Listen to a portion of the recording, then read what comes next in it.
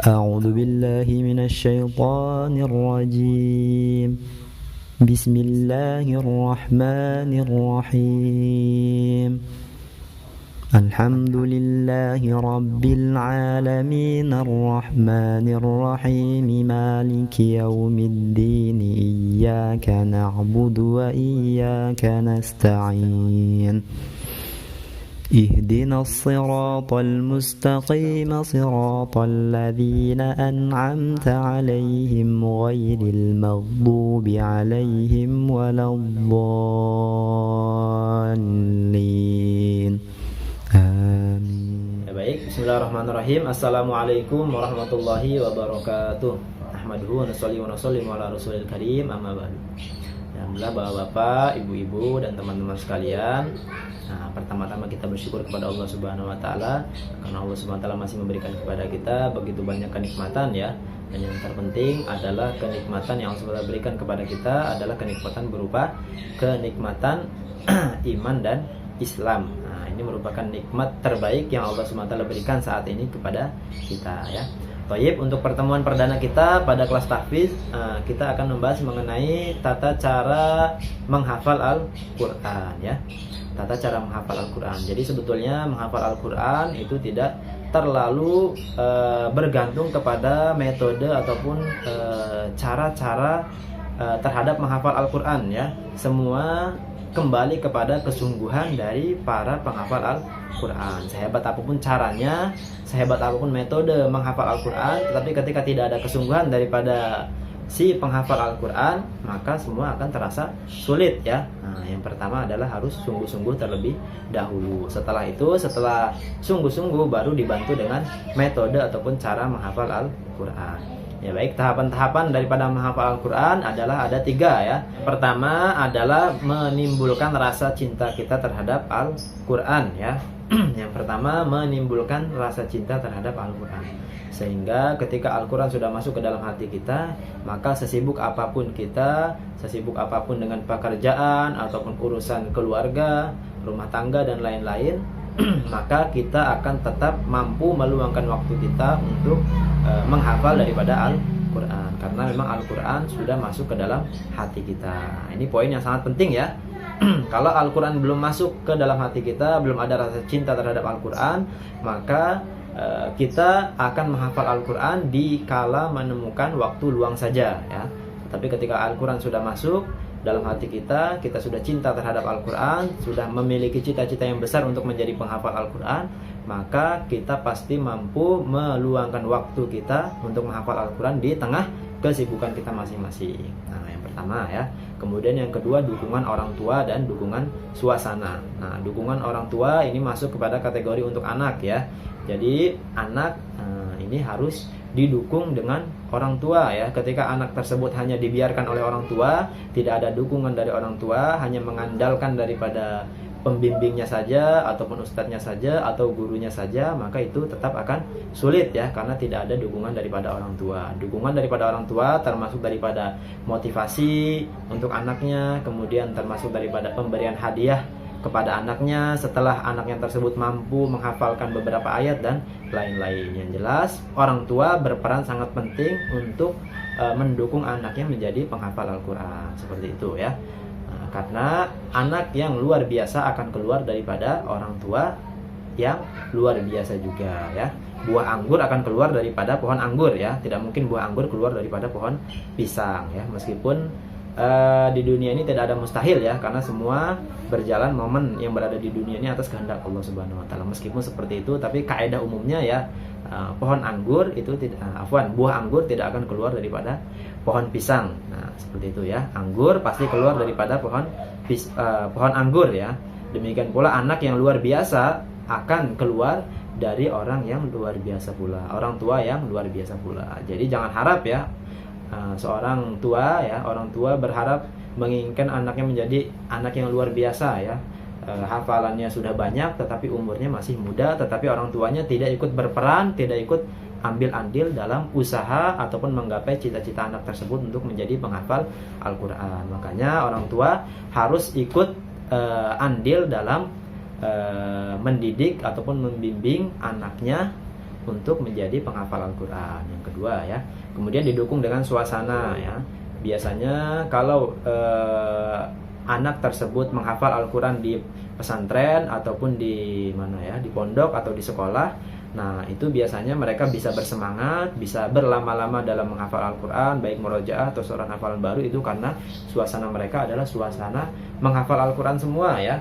Dalam satu majelis itu semuanya menghafal Al-Quran, sehingga hatinya terdorong, sehingga mudah untuk terus menerus dalam menghafal Al-Quran ataupun memurojaah hafalannya. Tetapi ketika di rumah, maka untuk membuat suasana, kita buat suasana seperti di sekolah ya. Kita kumpulkan keluarga, baik adik, kakak, ayah, atau bunda, dikumpulkan dalam satu majelis, satu ruangan, kemudian sama-sama murojaah. Kalau belum mampu untuk yang seperti itu, misalkan ayahnya sibuk, punya kesibukan masing-masing, bundanya juga sibuk, kakaknya sekolah, dan lain-lain, maka minimal yang diperbuat di rumah masing-masing adalah menghilangkan sesuatu ataupun perkara-perkara yang akan membuyarkan konsentrasi ataupun suasana menghafal Al-Quran. Semisal seperti TV ya. Jadi ketika waktunya murojaah itu harus konsisten orang tuanya ya. Ketika waktunya murojaah semisal jam 8 sampai jam 9 ya, maka jam 8 sampai jam 9 itu TV harus dimatikan terlebih dahulu. Musik-musik, radio, dan lain-lain harus dimatikan. Pokoknya semuanya yang berhubungan dengan ataupun berperan sebagai perusak suasana dalam menghafal Al-Quran itu harus dihilangkan. Nah, minimal seperti itu ya. Kemudian yang ketiga adalah dukungan dengan amal kebaikan. Nah, ini berlaku untuk dewasa ya. Sebetulnya untuk anak-anak juga bisa, tapi untuk dewasa itu sangat betul-betul membantu sekali ya. Karena anak-anak itu kan mudah hafal, mudah menerima ilmu dan lain-lain, itu karena memang mereka masih maksum ya, masih belum berdosa, terutama anak yang belum baligh ya. Tapi kalau untuk orang yang dewasa itu harus dibarengi ataupun harus disertai dengan amalan kebaikan ya, baik berupa sedekah, berpuasa, dan lain-lainnya. Jelas harus diiringi dengan amal-amal kebaikan. Ketika belum mampu untuk berbuat yang seperti itu ya, sedekah, puasa, dan lain-lain, maka minimal ya, seminimal-minimalnya harus menghindari daripada perbuatan maksiat ya, baik perbuatan maksiat itu berupa sesuatu yang dimakruhkan ataupun sesuatu yang diharamkan ya.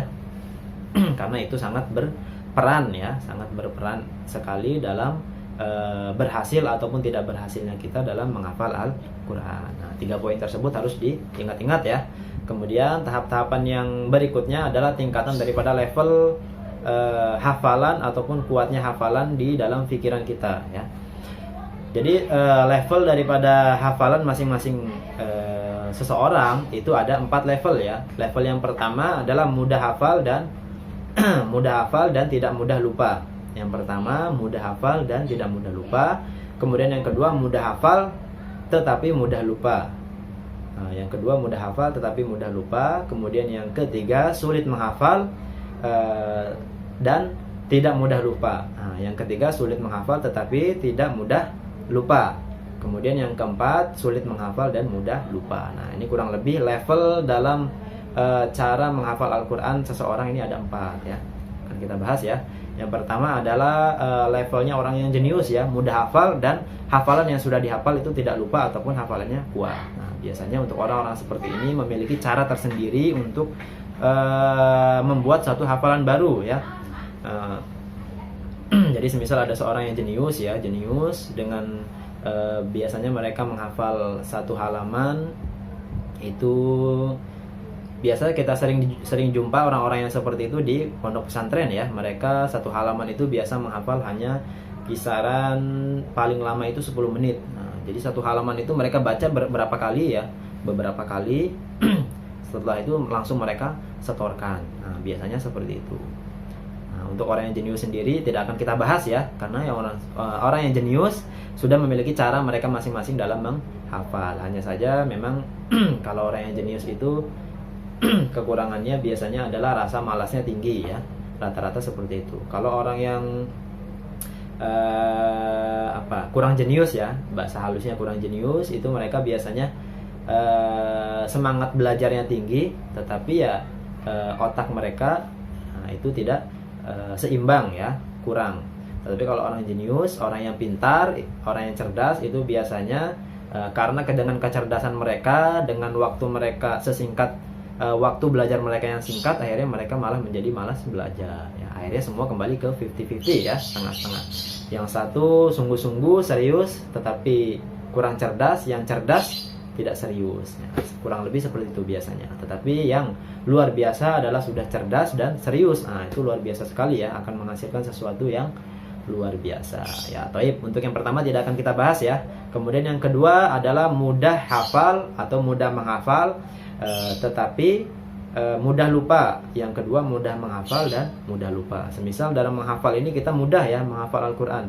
Dalam menghafal setengah halaman ini mungkin hanya memerlukan waktu 10 menit setengah halaman. Tetapi ketika sudah hafal setengah halaman, sudah disetorkan ke ustadz atau ustazahnya atau gurunya. Nah, setelah itu untuk pertemuan berikutnya pada besok hari, nah hafalan yang sudah disetorkan itu malah lupa. Biasanya ada yang seperti itu. Jadi kalau orang yang seperti itu mungkin yang lebih digalakkan, digalakkan maksudnya diperhatikan di bagian murojaahnya ya. Jadi untuk menghafalnya ditentukan durasi temponya yang sedikit, yang sebentar. Kemudian yang diperbanyak adalah di bagian pengulangan hafalan setelah disetorkan. Mungkin seperti itu ya, di bagian murojaahnya. Kemudian yang ketiga adalah sulit menghafal dan tidak mudah lupa. Nah, yang ketiga ini kebalikan dari yang kedua ya. Kita sulit menghafal. Semisal menghafal 2 baris itu bisa sampai 20 menit, 30 menit. Nah, tetapi ketika hafalan atau ayat tersebut sudah berhasil kita hafal, maka hafalan tersebut kuat. Semisal seperti itu ya. Tidak diulang berhari-hari, tetapi hafalannya masih kuat dan tidak ada perubahan dengan hafalan yang ketika disetorkan dengan gurunya. Maka mungkin yang diperbanyak adalah pengulangan di bagian kalimat-kalimat ataupun lafaz-lafaz pada fase pembuatan hafalan ya. Jadi ketika membuat hafalan nanti kita bahas sama-sama ya, bagaimana cara menghafal satu ayat Al-Quran ya. Nah, jadi sebelum menyetorkan hafalan barunya, maka mungkin diperbanyak adalah pengulangannya ya. Ketika mulai menghafal satu ayat, maka per kalimahnya itu diulang-ulang terus sebelum dihafalkan atau sebelum disetorkan kepada gurunya. Karena memang kalau orang yang seperti itu biasanya setelah menyetorkan hafalan kepada gurunya, kemudian gurunya menyatakan lulus, biasanya untuk mengulang itu sudah malas ya, sudah tidak ada rasa semangat lagi ya. Karena ya sudah berpikir bahwa hafalan tersebut sudah dianggap bagus. Padahal ketika tidak diulang malah akan hafalan tersebut akan menjadi kurang lancar atau bahkan bisa keliru dengan ayat yang lain. Lain halnya ketika sebelum disetorkan kepada gurunya ya, pasti akan sungguh-sungguh untuk melancarkan karena khawatir tidak lulus ataupun tidak bisa menambah hafalan barunya. Seperti itu ya. Nah, taib, yang keempat adalah sulit menghafal dan mudah lupa. Nah, yang keempat ini luar biasa sekali ya. Nah, Insya Allah sudah sulit menghafal dan sulit mudah lupa. Menghafal satu baris bisa sampai setengah jam semisal ya, 30 menit. Nah, setelah hafal susah-susah ya, sudah sungguh-sungguh menghafal, ketika berdiri sebentar duduk lagi sudah hilang lagi. Nah, itu Masya Allah luar biasa ya kalau yang seperti itu ya. Mungkin untuk orang-orang yang seperti itu harus disertai usaha yang ekstra ya, baik ekstra di bagian pembuatan hafalannya ataupun di dalam murojaahnya ya. Sebetulnya otak manusia itu sama saja ya. Otak manusia itu sama saja. Jadi memang tidak diciptakan, yang ini diciptakan cerdas sekali, yang ini diciptakan bodoh sekali, bahasa kasarnya seperti itu ya. Sebetulnya sama saja. Hanya saja untuk kita ini, untuk setiap orang ini mau melatih atau tidak ya. Kalau semisal saya berikan contoh seorang yang cerdas ya, orang yang cerdas tapi tidak sekolah ya, tidak sekolah SD, SMP dan seterusnya sampai tua ya, meskipun cerdas ya pasti akan kalah dengan orang yang sekolah ya. Pokoknya pada intinya jangan bersedih ataupun jangan merasa saya tidak bakat dalam menghafal Al-Quran karena otak saya tidak mampu dan lain-lain ya. Pada intinya semua otak manusia itu sama ya. Kaidah umumnya semua otak manusia itu sama, hanya kita mau melatihnya atau tidak. Ketika otak kita terbiasa untuk menghafal ya, khususnya untuk menghafal Al-Quran, maka insya Allah nanti akan mudah ya. Makanya biasanya mungkin ketika kita masih dalam proses penghafalan juz 30 semisal, itu sulit ya. Mungkin satu hari hanya menambah satu baris, bahkan setengah baris. Begitu juga ketika masuk ke juz 29 ya, menambahnya hanya setengah baris, satu baris, setengah baris, satu baris. Nah, seperti itu tiap hari. Tapi nanti ketika kita masuk ke juz 28 atau juz 27 atau juz 26, maka sekarang bisa terlihat ya, menambahnya bukan satu baris lagi, tetapi dalam satu hari bisa 3 baris, 4 baris, 5 baris, bahkan setengah halaman. Nah, yang membuat bertambahnya potensi ataupun kemampuan menghafal itu karena terbiasa ya. Nah, terbiasa. Kalau sudah terbiasa menyetorkan hafalan banyak, maka nanti akan terbiasa ataupun tidak akan merasa kesulitan untuk menyetorkan hafalan lebih banyak lagi ya. Nah, toib. Nah, sekarang kita akan masuk pembahasan inti, yakni cara menghafal ya. Cara menghafal itu sebetulnya simple ya, cara menghafal. Afwan, untuk pertemuan kita hari ini kita akan bahas mengenai cara menghafal satu ayat Al-Quran ya, satu ayat di dalam surah Al-Quran. Jadi kita insya Allah nanti kalau ada waktunya, semoga Allah SWT mudahkan ya, akan kita bahas sama-sama mengenai bagaimana cara menghafal beberapa ayat Al-Quran ya, 2 ayat ke atas, karena memang itu juga butuh sedikit cara ya untuk menghafal beberapa ayat Al-Quran. Karena memang biasanya dalam satu surah itu ada yang awal ayatnya itu serupa ya, ada beberapa ayat yang awal ayatnya itu serupa, ada juga yang ayat yang diulang-ulang ya, seperti surah Al-Mursalat ya, wailu yauma idzil lil mukadzibin. Nah, itu kan diulang-ulang terus ya di dalam surah Al-Mursalat. Begitu juga surah Ar-Rahman ya, fa bi ayyi ala'i rabbikuma tukadziban. Nah, itu pun diulang-ulang. Nanti akan kita bahas sama-sama ya. Insya Allah di pertemuan pertemuan berikutnya ya. Semoga Allah SWT mudahkan ya. Untuk saat ini kita fokuskan terlebih dahulu bagaimana cara menghafal satu ayat dalam Al-Quran. Nah, jadi cara menghafalnya ada 3 langkah ya. Yang pertama adalah satu ayat dibaca perlahan-lahan, teliti dan penuh perhatian sebanyak berapa kali? 7 kali sampai 10 kali ya. 7 kali sampai 10 kali. Semisal saya ambil contoh surah Al-Fat ayat pertama ya. Kita mau menghafal satu ayat, maka yang pertama-tama dilakukan oleh kita adalah membaca satu ayat tersebut dengan perlahan-lahan dan teliti. Inna fatahna laka fathan mubina. Nah, itu kita baca dengan teliti ya. Nah, kita baca, kemudian kita perhatikan apakah bacaan kita itu sudah betul atau kurang tepat ya. Biasanya kalau kalau sebelum saya ya, ketika masih dalam proses menghafal, itu saya biasanya menyetorkan satu ayat yang akan saya hafal terlebih dahulu ya, disetorkan terlebih dahulu. Ketika sudah dinyatakan lulus bagus, baru saya menghafal. Biasanya seperti itu. Itu tujuannya adalah agar bagaimana ayat ataupun kalimah-kalimah yang kita hafal itu betul-betul kalimah yang tepat atau sudah betul ya. Khawatir ketika kita tidak mengerjakan ataupun melakukan langkah yang pertama, yakni membaca ayat yang akan dihafal sebanyak 7 sampai 10 kali, khawatir kita menghafal ayat atau kalimah-kalimah yang salah ya. Semisal contoh ya, ini saya buat contoh ya. Inna fatahna laka fatham mubina. Inna fatahna laka. Nah, harusnya nunnya dibaca panjang ya, inna fatahna, tetapi malah kita baca pendek. Nah, khawatir dengan pembacaan seperti itu akhirnya kita menghafal dengan hafalan yang salah ya, sehingga hafalan yang salah tersebut sudah masuk ke dalam hati kita, pikiran kita, sehingga ketika hafalan tersebut disetorkan kepada gurunya atau ustadz dan ustazahnya, ketika ditegur, maka untuk memperbaikinya itu sulit ya, karena memang dari awal kita menghafal, yang kita hafal adalah ayat atau kalimah yang salah ya, karena merubah sesuatu yang sudah ada itu lebih sulit daripada memunculkan sesuatu yang baru ya. Makanya jangan heran ya ketika sudah ditegur ini salah, setelah salah besoknya lagi ketika menyetorkan hafalan baru dengan mengulang hafalan sebelumnya, ketika disetorkan salah lagi, ditegur bacaan yang betul seperti ini. Nah, kemudian untuk pertemuan yang ketiga salahnya masih diulang-ulang terus, karena memang merubah sesuatu yang sudah ada itu memang sulit ya. Makanya untuk step yang pertama ini adalah step yang paling penting ya, yakni membaca dengan perlahan-lahan, dengan teliti, dengan penuh perhatian sebanyak 7 sampai 10 kali. Ini manfaatnya yang pertama seperti itu ya, supaya tidak ada terjadinya kesalahan dalam menghafal. Kemudian yang kedua untuk pendekatan diri kita kepada ayat yang akan dihafal, supaya ayat yang akan kita hafal itu sudah akrab terlebih dahulu ya. Mengapa kita mudah dalam menghafal ayat-ayat di juz 30 karena ayat-ayat tersebut sering kita dengar ya.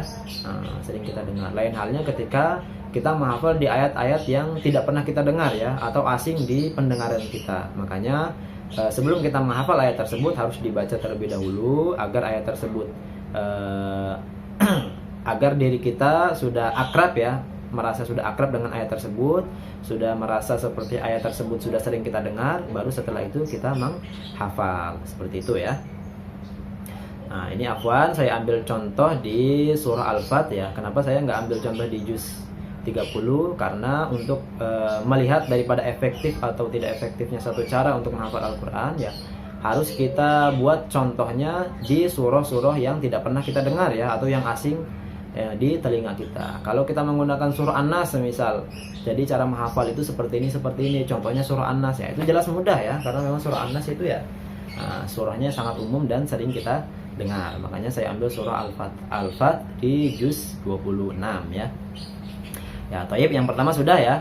Satu ayat yang akan dihafal diulang-ulang ataupun dibaca secara teliti, penuh perhatian, perlahan-lahan sebanyak 7 kali. Syukur-syukur sebelum kita menghafal kita setorkan kepada orang yang sudah hafal atau sudah mahir ya. Semisal kepada orang tua kita, ayah atau bundanya, atau kalau tidak kepada ustadz ataupun ustadzahnya. Seperti itu ya. Yang pertama sudah ya. Kemudian yang kedua adalah satu kalimat atau 2 kalimat diulang-ulang minimal 3 kali ya. Diulang-ulang minimal 3 kali sebelum menghafal daripada kalimat tersebut. Semisal contohnya tadi ya, surah Al-Fat ya, ayat pertama. Inna fatahna laka fatham mubina. Nah, ini setelah dibaca perlahan-lahan sebanyak 7 kali, maka setelah itu baru kita masuk ke proses penghafalan. Cara menghafalnya adalah satu kalimat ya. Inna fatahna, inna fatahna, inna fatahna, sebanyak 3 kali kita baca ya. Nah, setelah itu baru kita mencoba untuk membaca dengan hafalan. Inna fatahna, inna fatahna, inna fatahna. Nah, sebanyak 3 kali. Kalau di dalam pembacaan dengan hafalan sebanyak 3 kali tidak ada kesalahan, maka bisa dilanjut ke kalimat berikutnya. Inna fatahna laka, inna fatahna laka, inna fatahna laka. Nah, seperti itu ya. Kalau dalam pembacaan 3 kali ada kesalahan, maka hitungannya atau bilangannya reset kembali ke yang pertama lagi. Misal yang kedua ada kesalahan, maka pembacaan sebelumnya dianggap gugur ya, diulang dari pembacaan yang pertama lagi, kedua dan ketiga, sampai tidak adanya kesalahan dalam pembacaan 3 kali secara berturut-turut. Kalau 3 kali belum hafal juga ya, maka bisa ditambah bilangannya menjadi 7 kali ya. Insya Allah kalau memang langkah-langkahnya seperti yang saya sebutkan tadi, insya Allah maksimal itu pembacaan sampai 10 kali ya, dalam penambahan ataupun membaca 1 kalimat atau 2 kalimat insya Allah mudah ya. Nah, jadi untuk mulai menghafalnya itu 1 kalimat terlebih dahulu ya. Inna fatahna, inna fatahna, inna fatahna, dan seterusnya. Nambah 1 kalimat sampai akhir daripada ayat. Setiap nambah 1 kalimat maka pembacaannya dimulai dari ayat pertama. Inna fatahna laka. Nah, maka ditambah kalimat berikutnya, fatham mubina, fatham mubina, fatham mubina. Nah, setelah itu baru dimulai dari ayat pertama. Inna fatahna laka fatham mubina. Nah, seperti itu ya. Dibaca 3 kali sampai tidak ada kesalahan. Nah, insya Allah mudah ya. Bahkan sekarang pun insya Allah kalau dipraktekkan insya Allah sudah pada hafal ya. Inna fatahna laka fatham mubina. Nah, setelah kita sudah mampu untuk menghafal 1 ayat ya, maka jangan menambah ayat yang baru sebelum ayat yang sudah dihafal. Itu kita ulang-ulang sebanyak berapa kali? 10 kali minimal ya. Inna fatahna laka fatham mubina, inna fatahna laka fatham mubina, inna fatahna laka fatham mubina, sampai 10 kali ya. Karena biasanya memang ketika kita sudah menghafal 1 ayat ya, hafalan tersebut sudah lancar, sudah kuat. Tetapi ketika kita menghafal ayat yang baru, khawatir ada kalimat yang serupa atau sama, nanti hafalan sebelumnya itu akan terganggu dan khawatir akan keliru dengan ayat yang baru saja dihafal. Maka dari itu, karena ayat yang pertama ini adalah ayat yang baru saja kita hafal atau baru ayat yang masih hangat dalam pikiran kita ya, dalam hati kita, sehingga harus diulang-ulang terlebih dahulu supaya ayat tersebut lancar ataupun supaya susunan kalimahnya sudah menjadi satu bangunan, semisal seperti itu ya. Jadi tidak akan tergoyang-goyang, tidak akan goyah dengan serupanya dengan ayat-ayat yang lain ya.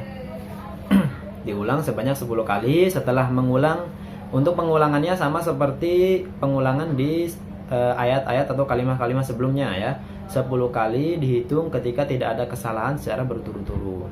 Kalau dalam pembacaan kali yang ke-7 ada kesalahan, maka reset kembali ya, reset ke ke bilangan yang pertama lagi, seperti itu ya. Nah, saya ambil contoh di surah Al-Zalzalah ya. 2 ayat di bagian 2 ayat terakhirnya. فَمَنْ يَعْمَلْ مِثْقَالَ ذَرَّةٍ خَيْرًا يَرَهُ وَمَنْ يَعْمَلْ مِثْقَالَ ذَرَّةٍ شَرًّا يَرَهُ.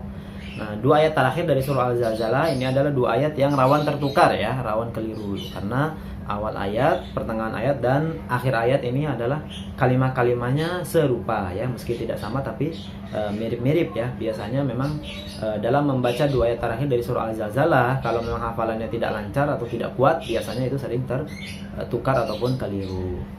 Nah, itu terjadi karena ketika menghafal per ayat dalam setiap ayat di surah Al-Zalzalah itu tidak adanya pengulangan. Makanya susunan daripada ayat-ayatnya masih terjadi kekeliruan ataupun tertukar dengan ayat-ayat yang lain ya. Nah, maka dari itu ketika kita menghafal ayat, semisal 2 ayat terakhir ya, فَمَنْ يَعْمَلْ مِثْقَالَ ذَرَّةٍ خَيْرًا يَرَهُ, maka setelah menghafal satu ayat tersebut, maka harus diulang-ulang sebanyak berapa kali? 10 kali tadi ya, sebanyak 10 kali, supaya susunan ataupun kalimat-kalimat atau huruf-hurufnya itu betul-betul betul-betul kuat ya, betul-betul paten ya. Jadi tidak akan keliru dengan ayat-ayat yang lain meskipun ayat tersebut serupa ataupun bahkan sama ya. Jadi ketika kita membaca famayyamal, maka kalau sering diulang-ulang ayat tersebut, ketika menghafal sudah diulang 10 kali insyaallah ya. Ketika kita membaca famayyamal, maka sudah terbesit dalam pikiran kita bahwa akhir ayat tersebut karena dimulai dengan huruf fa, maka akhir ayatnya adalah dzarratin khairan yarah. Nah, biasanya seperti itu ya. Jadi tidak akan tertukar. Tetapi kalau tidak diulang-ulang sebanyak 10 kali dalam setiap setelah selesai menghafal satu ayat ya, ketika ada ayat yang serupa, nah itu masih ragu-ragu ya, ini dzarratin khairan yarah atau dzarratin syarran yarah. Nah, biasanya seperti itu. Maka dari itu manfaat daripada mengulang 10 kali atau lebih pada setiap ayat yang baru saja dihafal, manfaatnya adalah agar susunan kalimahnya, susunan huruf-hurufnya bisa tersusun secara rapi, secara sempurna, dan tidak akan goyah ataupun tidak akan tertukar dengan ayat-ayat ataupun kalimah-kalimah di ayat-ayat yang lain ya, supaya tidak ada kekeliruan. Nah, baik ibu-ibu sekalian, bapak-bapak dan teman-teman sekalian, mungkin sampai di sini dulu ya pembahasan kita ya. Insya Allah nanti kalau ada keluangan waktu, insya Allah akan kita bahas sama-sama mengenai pembahasan yang sudah kita bahas tadi ya, mengenai cara menghafal 2 ayat atau lebih ya. Kemudian cara menghafal di surah yang ayat-ayatnya, sebagian ayatnya diulang-ulang. Kemudian nanti kalau sudah selesai membahas mengenai bagaimana cara menghafal, kita akan bahas sama-sama mengenai cara murojaah ya. Cara murojaah dengan cara efektif itu seperti apa sih? Nah, terkadang kan kita masih bingung ya, di kesibukan kita, di kesibukan pembelajaran untuk anak-anak kita harus menyiapkan waktu yang banyak untuk murojaah hafalan yang sudah banyak. Maka kalau tidak di manage secara sempurna atau secara betul-betul teratur, biasanya ya hafalannya tidak ada perbaikan ya. Mungkin ada perbaikan, tetapi biasanya hafalan yang sudah lama, hafalan yang tidak lancar itu tidak bisa terulang secara maksimal. Kalau kita hanya memberikan jadwal atau manajemen pengulangan secara global. Hari ini surah ini, hari ini surah ini, surah ini, surah ini, surah ini. Nah, padahal yang tidak lancar dalam hafalan kita adalah surah ketiga atau keempat, tetapi yang kita buat secara jadwal perharinya dalam surah adalah kita pukul rata semua. Nah, nanti akan kita bahas sama-sama ya di pertemuan selanjutnya insyaallah ya. Semoga Allah SWT mudahkan ya. Ya, toib, mungkin itu saja dari saya. Mohon maaf bila ada kekurangan. Wabillahi taufiq wal hidayah. Wassalamualaikum warahmatullahi wabarakatuh.